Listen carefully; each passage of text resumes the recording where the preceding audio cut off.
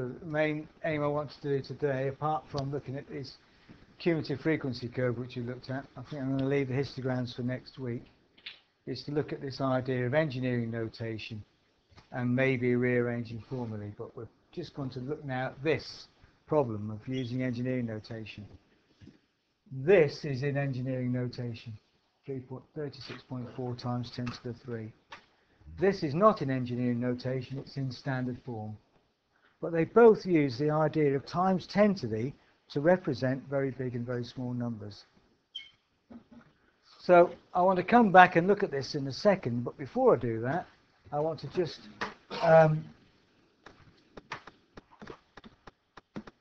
look at this idea of putting large and small numbers in engineering notation or standard form. So take a number, large number,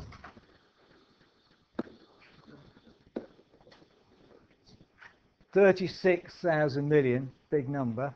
I want to represent that, and you can think we could have large numbers. You're thinking about masses of very large objects like battleships, or charges going around electric circuits can be extremely small numbers.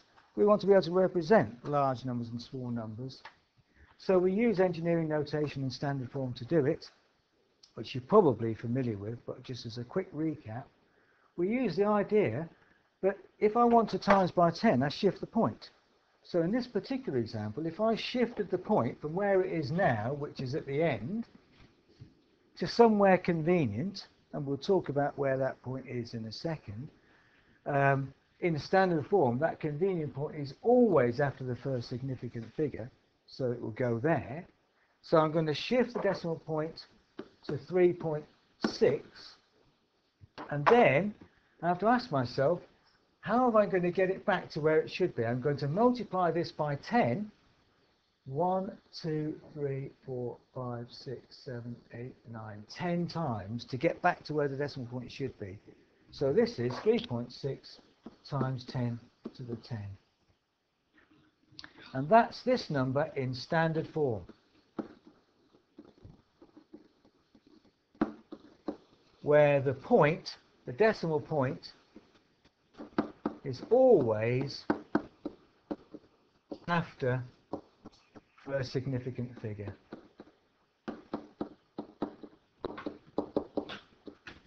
And you'll come across standard form, so it's worth noting it.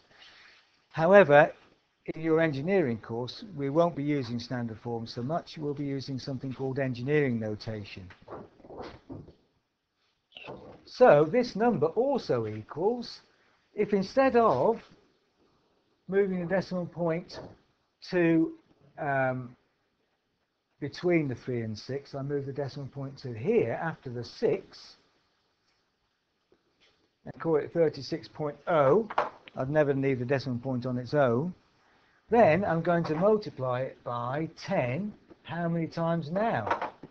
So I'm going to start here, and I'm going to go 1, 2, 3, 4, 5, 6, 7, 8, 9 times 10 to the 9. That's in engineering notation. And what makes it engineering notation is that the power is a multiple of 3. It must be a multiple of 3. So because it's a 9, it's engineering notation.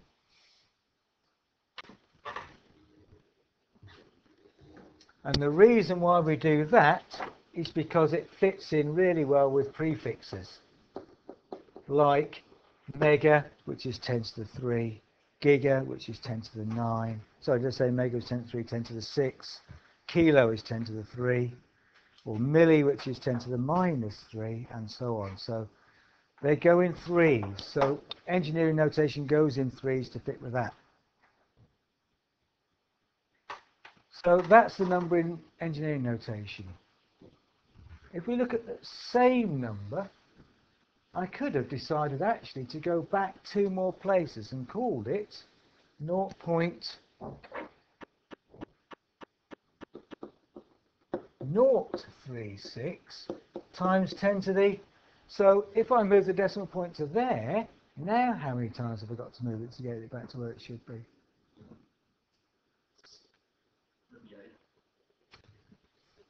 No. 0.036. I've got to move it 9 places from there to get it to where it should be. I've shifted it another 3 back, so now I've got to move it 12 places to get it there. That too is in engineering notation because it's a multiple of 3. And which one you use depends on the environment, on the engineering situation. So there's no correct answer there. I suppose you would say that this is probably a more convenient number, 36, than 0.036, but there might well be situations where the 0.036 is more appropriate. So long as it's a multiple of 3, you're okay.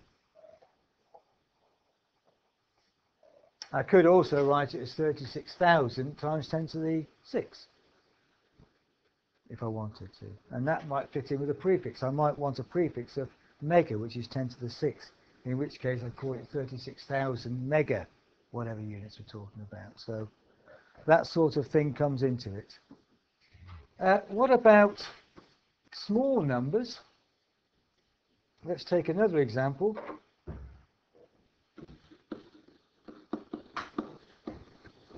Naught point naught naught naught naught naught naught naught naught 36. Very small number. I want to convert that to engineering notation or to standard form. Standard form, always after the first significant figure, so 3.6 again. But now I'm going to divide by 10. I asked myself, right, I've shifted it to here. What have I got to do to get it back? I'm going to divide by 10. 1, 2, 3, 4, 5, 6, 7, 8, 9 times. So 3.6. And for reasons that will become apparent when we talk about laws of indices, negatives mean the inverse. So minus. Okay? 3.6 times 10 to the minus 9. And that would also be an engineering notation because it's a multiple of 3. Okay? So it's actually engineering notation and standard form.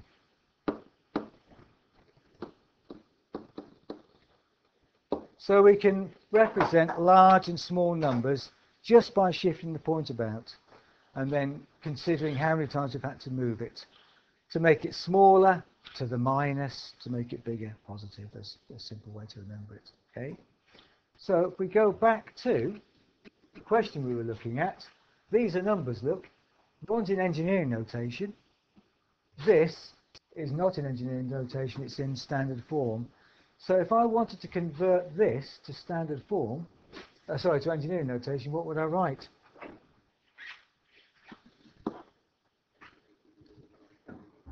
At the moment, I've got to move the decimal point 4 places to the left to get it to where it should be. So how can I adjust the point to make it so that it's in engineering notation?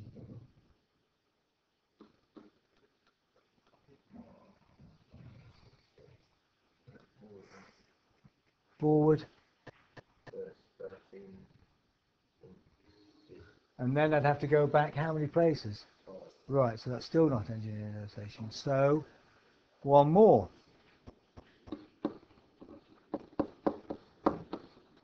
I could write it like that. Shift it 2 more places to the right, therefore I've got to now go back 6 times. What about going the other way? What would I have to do then?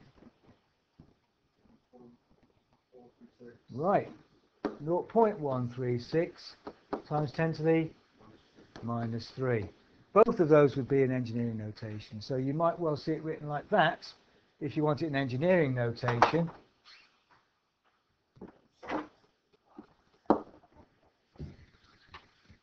Now we do the calculation, and it doesn't matter as far as the calculator is concerned whether it's in standard form or engineering notation, so it's entirely up to you, but you'll probably use engineering notation more than standard form. So what do I put into the calculator? So the volume equals pi times the radius, which is, you can either write it in engineering notation or standard form, 1.36 times 10 to the minus 4 using these buttons to put in 1.36 times 10 to the minus 4 squared. You don't need to put the bracket in when you put it in the calculator, but when you're writing it down you do, otherwise it just looks very confusing, times by the length, which is 36.4 times 10 to the 3. So again, if I'm writing it down, I put that in a bracket, but you wouldn't bother to put that into a calculator. So remember, this button, this part of it is the button times 10 to the x button. This bit is this negative sign button. And then that one you just got to put times 10 to the 3 in. So if you could just finish off by doing that on the calculator. Yeah, so again, the times 10 to the would be this button. And then you just key the number 3 in afterwards, for times 10 to the 3. So the volume equals answer.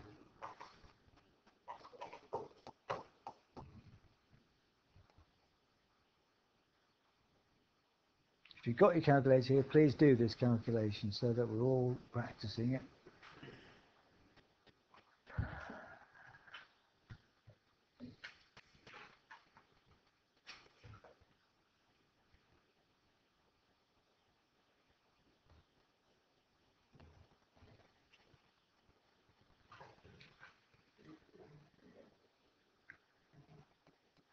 What do you reckon, Josh?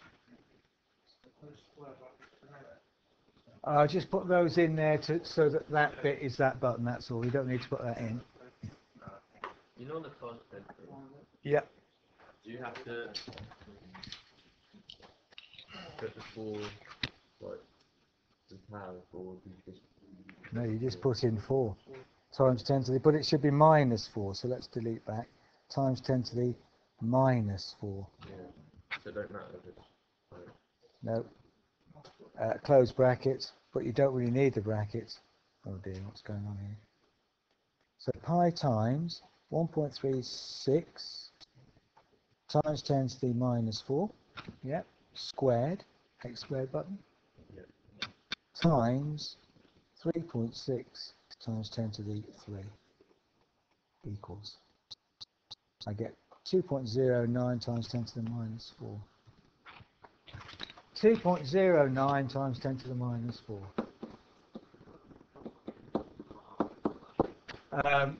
Cubic millimeters to 3 significant figures. Anybody get that?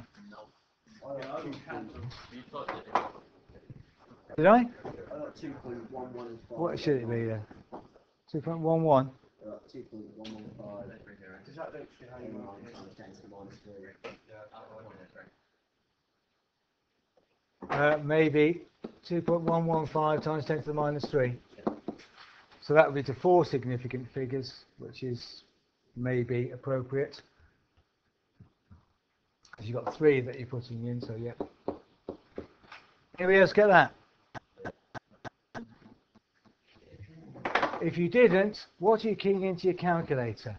Pi times, now you don't need to put the bracket in, but I'm writing it, yeah, exactly as it says on there. Don't put the brackets in, but 1.36, and then you hit the times 10 to the x button, and then you hit the minus button, and then you hit the 4, and then you square it, x squared button.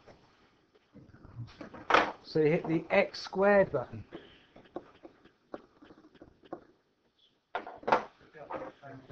Times, again you don't need the brackets, 36.4 times 10 to the 3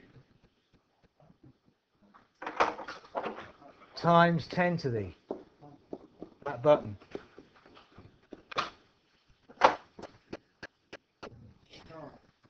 And do you get that answer?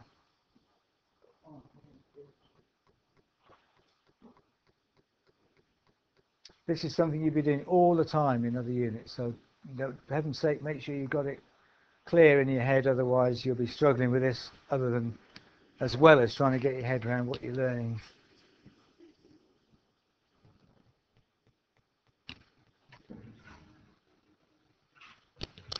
Right, last thing before we go, chapter 2 in your text. Look, work problems on standard form. Standard form, work problems on standard form, engineering notation, section 2.7, and prefixes. Have a look at these things. I can't teach you all this stuff. I'm having to go a hell of a pace as it is, but I'm leaving stuff to you. That's why you've got the text. Don't leave it between 1 week and next before you do any work on it. We've already looked last week, as a reminder, evaluation of formulae. Carry on with some of those. That's what we were looking at last week. Practice, in other words, use of calculator. Look, there's a section on use of calculator, so you can practice using the calculator to its best advantage. Okay? All right. We'll stop there for this week.